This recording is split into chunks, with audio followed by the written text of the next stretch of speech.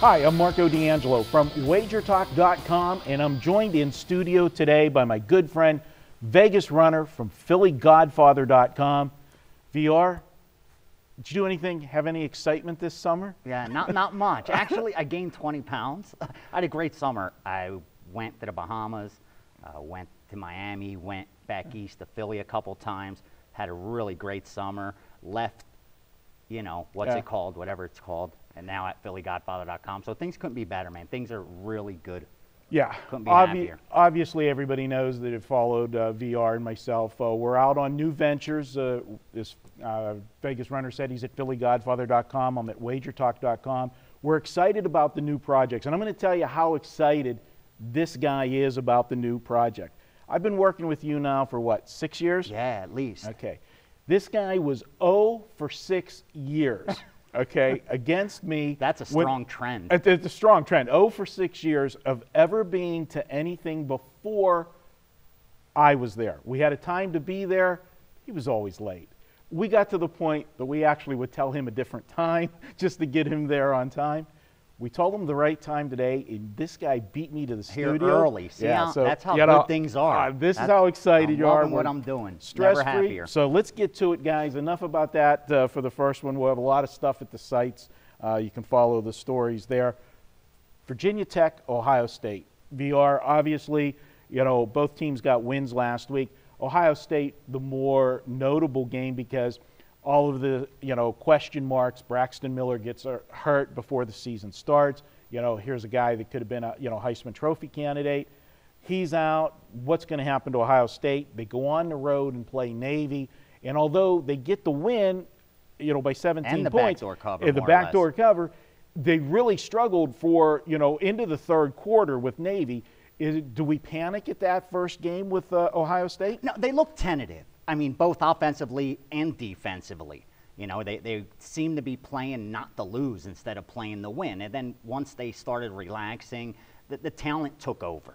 And let's face it, this team's talented. They're more than just Braxton Miller. And when they're playing mediocre opponents, I don't think it's going to be as big as a factor as when they're playing the Michigan States and your quarterback has to go out there and really not win the game for you, but totally control the entire offense. The problem I have with Ohio State is that offensive line. I mean, when you have a redshirt freshman and replacing all those guys on the offensive line, it could be trouble. But for me, I thought they looked good. I mean, their quarterback for a redshirt freshman in the first game, granted it was Navy, kid had 80% completions, only threw the ball 15 times, but completed 12 of them. Had 2 touchdowns, rushed for 50 yards. He played a solid game, not Braxton Miller-like, but still a solid game. I liked what I saw out of Ohio State, and more importantly, let's not forget, Urban Meyer, he usually does a lot of damage against young teams, young quarterbacks, and that's what we have in Virginia Tech. Yeah, in the quarterback you're talking about that took over for Braxton Miller, J.T. Barrett, yes, 12 of 15 for 226, 2 touchdowns. He did have the 1 interception, but this was a good learning process from, you know, it was good that, you know, it's never good that they lose a quarterback, but it was better for Ohio State to lose Braxton Miller when they lost him to give them time to readjust game plans and, get this guy, rather than this happening, say, the first week or second week of the season, and then you got to adjust on the fly. Let's not, you know, also forget that Navy's not an easy team to deal with because you don't see that offense all the time. So now you got to worry about concentrating on getting a game plan for a redshirt freshman quarterback. You got to have the defense worrying about an offense that you're probably not going to see the rest of the season with their option attack. So to go in there, first game of the season, I think, you know, I'm not having the knee-jerk reaction that everybody is having with Ohio State. No, and let's not forget, this is the number 7 team in the nation, and most probably wouldn't even put them in their top 10 because of the Braxton Miller situation. I mean, we saw how Vegas adjusted immediately. Some thought they over-adjusted, some thought they didn't adjust enough. I think this game, Marco, is going to boil down to as simple as this. Is Ohio State able to run the football? Because what Virginia Tech's going to do is they're going to stack the box, and they're going to force this young quarterback to try to beat them. The only problem with that is Virginia Tech probably has the best secondary in all of college football. So if Ohio State can run the football, get some balance there, I think they'll be okay. If they become one-dimensional, it could be a long afternoon. All right, well, you know what, VR, this one is my free play, so let's go ahead and make it short. I'm looking at Ohio State here. I'm not going to get caught up in the hype that they struggled with Navy for the beginning of that game and into the third quarter. Fact is, you take a a freshman quarterback, put him on the road with all the pressure of filling in for Braxton Miller. I think he did a great job going into Navy. And let's not forget, Navy, that was the first game of the season, so Navy had a lot of time to prepare for Ohio State.